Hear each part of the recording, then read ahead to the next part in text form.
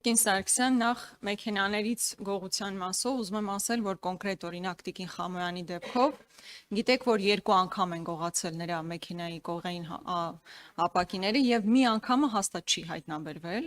եւ բազմաթիվ են այն դեպքերը, երբ մարդիկ ուղղակի դիմում չեն ներկայացնում ոստիկանություն, որովհետեւ գիտեն, որ իրենց կյանքը ընդհանրապես բարթանալու է առանց արդյունքի։ Մի քանի անգամ տանելու եք, բերելու եք, մարդը գրելու է, հետո տարբեր գործողություններ են իրականացվելու, բայց արդյունքում այդ ամեն ինչը չի հայտնաբերվելու։ Իրենցից գողացվածը չի հայտնաբերվելու։ Հետևաբար, երբ ասում եք որոշակի աճ կա հայտնաբերման, ես ուզում եմ վստահեցնել, որ մարդկանց մեծամասնությունը պարզապես դիմում չի գրում ոստիկանություն, որովհետև հույս չունի, որ բացահայտումներ տեղի կունենան։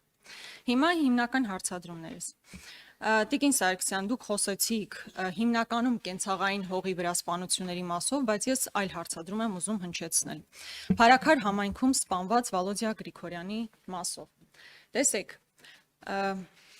երբ հերթը հասնում է իշխանության ներկայացուցիչների անվտանգության ապահովմանը, ակնհայտ է, որ դուք բոլոր միջոցառումները ձեռնարկում եք։ Նույնիսկ կարգալույց քահանայի դեպքում այս պահին ոստիկանական ուժեր կան, եկեղեցու կողք, որ նրա անվտանգությունն ապահովեն։ Բայց օրինակ ընդդիմադիր համայնքապետ Վալոդիա Գրիգորյանի դեպքում, երբ կոնկրետ սպանություն իրականացնող անձը համենայն դեպս ինքը խոստովանել է, որ սպանություն է իրականացրել, տվյալ համայնքում կրակել էր սովորում։ Այսինքն այդ նույն համայնքում մարդը կրակել է սովորում, տարբեր գործողություններ է իրականացնում մինչև սպանության բուն օրը եւ բարձում դա հնարավոր չի եղել կանխարգելել։ Այդ ինչպես է ստացվում, որ երբ հերթը հասնում է իշխանության ներկայացուցիչներին, բազմաթիվ միջոցառումներ ձեռնարկում եք, իսկ կոնկրետ ընդդիմադիր համայնքապետի դեպքում, երբ ակնհայտ էր, որ այնտեղ խնդիր կա, չեք կարողացել կանխարգելել եւ թույլ տվեք ասել, որ այո, այդ սպանության պատասխանատուներից մեկը առնվազն չկանխարգելելու մասով դուք եք հանդիսանում։ Ես ուզում եմ սա դուք բաց ներկայացրեք։ Հաջորդը խոսեցիք բարևարկության մասին, որ ոստիկանական համակարգ ընդունվելիս որոշակի բարևարկության քննություն են անցնում, հա մարդիկ։ Ես ուզում եմ այստեղ ձեր օրինակ կարծիքը լսել, վերջերս Գյումրու համայնքապետի ձերբակալության ժամանակ որոշ կարմիր բերետավորների վարքագծի մասով ուզում եմ լսել ձեր տեսակետը։ Օրինակ այն կարմիր բերետավորը, որ այսպես սպառնալից տոնով խոսում էր մարդկանց հետ, բա գիտեք ձեր բոլորի դեմքերը ֆիքսել ենք,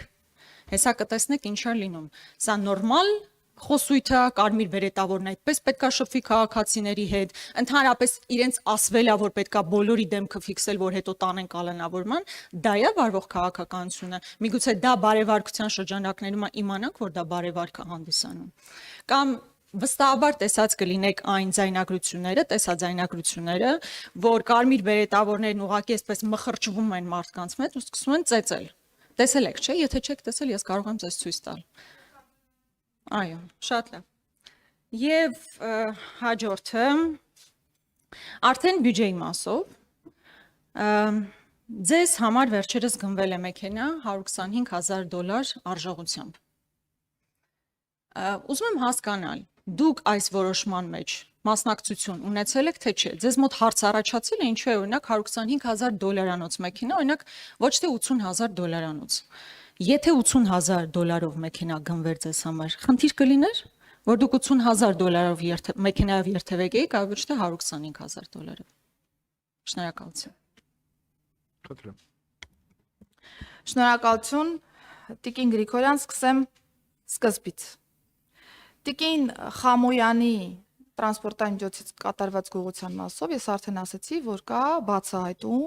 եւ ընդհանուր բացահայտման տոկոսի մասով էլ ասացի, որ շուրջ 30%-ը բացահայտված է։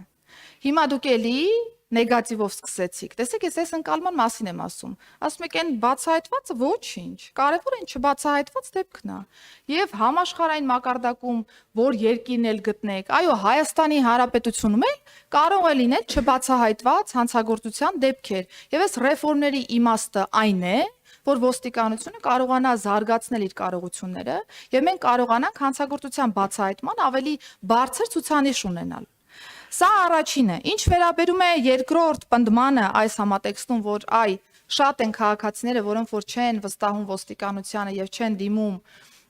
իրենց նկատմամբ կատարված հանցագործության մասին, հարգելի գործընկերներ, մենք խոսում ենք լուրջ գիտության մասին, մենք խոսում ենք կրիմինոլոգիայի մասին, որտեղ որ խորքային վերլուծության արդյունքում է, որ կարելի է նման բան պնդել առհասարակ հանրային տիրույթում։ տարբեր երկրներ իրականացնում են զոհերի երկրորդային հարցումներ, գնահատումներ, ուզում են հասկանալ, դիմում են թե չեն դիմում, եւ այլն եւ այլն, եւ չունենալ, եւ մենք չունենք Հայաստանի Հանրապետությունում նման գնահատում։ Եվ Հայաստանի Հանրապետությունում նման գնահատում չունենալու պայմաններում նման պնդում անելը, ես կարծում եմ, այդքան էլ պատշաճ չէ, եւ հանցավորության կանխարգելման ռազմավարության նախագծում մենք հենց այս հարցն ենք թիրախավորում, որպեսզի կարողանանք հանցավորության ռեալ պատկեր ունենալ եւ ամեն մեկս մեր ճաշակով թե սուբյեկտիվ, թե օբյեկտիվ, այդ թվում ինձ նկատի ունեմ։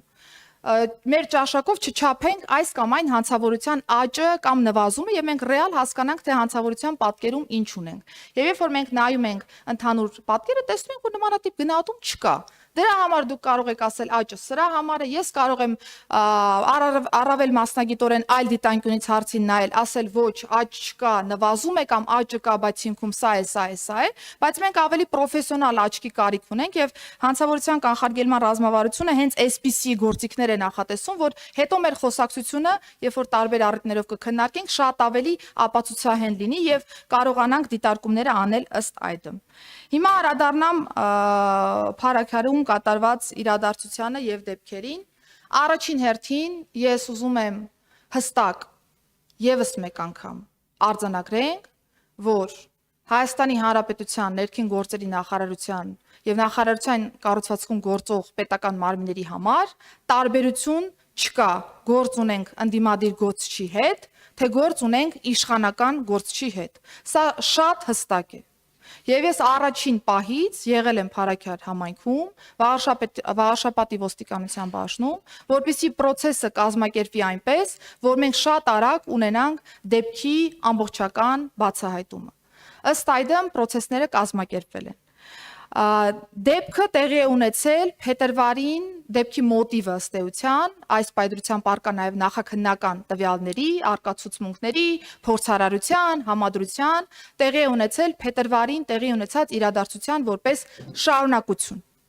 Սա հստակ ֆիքսված է եւ գործընկերս պարոն Պողոսյանը եւս հաշվի առնելով այն, որ նախաքննությունը իրականացնում է իր կառույցը, հանդես է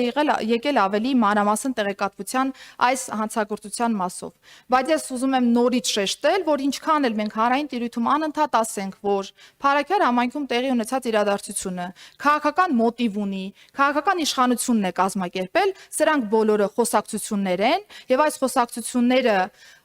դառնում են ոչ փաստահեն այն պայմաններում, երբ որ մենք քրեական վարույթով ունենք անցնող հստակ ապացույցներ, որով որ հիմնավորվում է մոտիվը կոնկրետ կատարված հանցագործության եւ դա եղել է այո, որպես փետրվարյան իրադարձության շարունակականություն։ Փետրվարին տեղի ունեցած իրադարձության շրջանակներում ոստիկանության կողմից կայուն պահակակետեր են սահմանվել այն անձանց տների հատվածում, որոնք որպես ռիսկային են գնահատվել ոստիկանության ծառայության կազմակերպման տեսանկյունից եւ մի քանի ամիս շարունակ ոստիկանական կայուն հենակետեր են, այսպես ասեմ, կազմակերպվել տեղում, բայց կհամաձայնեք, որ մենք չենք կարող յուրաքանչյուր տան մոտ կանգնացնել մի ոստիկան եւ տարիներ շարունակ այդ ոստիկանին պահպանել այնտեղ։ Բնականաբար կա օպերատիվ աշխատանք, եղել են նաև այլ process-ներ եւ ազդակ, որ այսպիսի բան է կազմակերպել, թե տեղի համայնքային ոստիկանության բաժնում եւ թե տեղի քրեական ոստիկանության ստորաբաժանում չեն ստացվել։ Հիմա իմ արձագանքը այդ իրադարձություններին։ Ես, երբ որ կիսամյակը ամփոփում էի Արմավիրի մարզում, Արմավիրի մարզի ոստիկանության աշխատանքը, եթե թվային պատկերով նայեք, ընդհանուր առմամբ, հատկապես քրեական ոստիկանության ասպեկտով, բացահայտվողականության ավելի բարձր տեմպեր ունեինք, աճ ունեինք, վրա հասած հանցագործությունների մեղադրյալ ներգրավված անձանց ցուցանիշի մասով եւս Արմավիրի մարզը բավական լավ դիրքերում է գտնվել հանրապետական մակարդակով, բայց քանի որ ես իմ գործելավոճում շատ թափանցիկ եմ, դուք նկատած կլինեք, եթե չեք նկատել, կարող եք հետևել, որ Արմավիրի մարզի կիսամյակային ամփոփումների շրջանակներում ես հատուկ ուշադրություն եմ դարձրել նրան, որ Արմավիրի մարզում միջանձնային հարաբերությունները շարունակում են մնալ խնդրահարույց եւ ոստիկանական աշխատանքը պիտի շատ ավելի ինտենսիվ լինի այս տեսանկյունից եւ հատուկ քննարկվել է նաեւ փետրվարյան իրադարձությունը կոնկրետ օրինակով, որպեսզի ծառայողները կարողանան շարունակել ինտենսիվ իրենց աշխատանքները։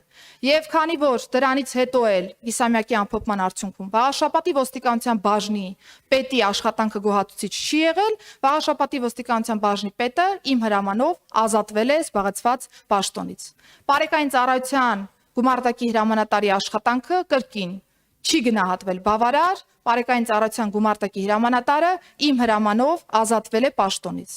Եվ հաշվի առնելով ընդհանուր առմամբ քրեական ոստիկանության բացահայտվողականության դրական տենդենսը, քրեական ոստիկանության մարզային վարչության պետին տրվել է խիստ հանձնարարական շարունակելու միջանձնային հարաբերությունների մասով կատարվող աշխատանքը։ Եվ մենք ունեցել ենք արդեն այս իրադարձությունը, որին հաջորդել է մարզային վարչության պետի ազատումը կրկին իմ հրամանով։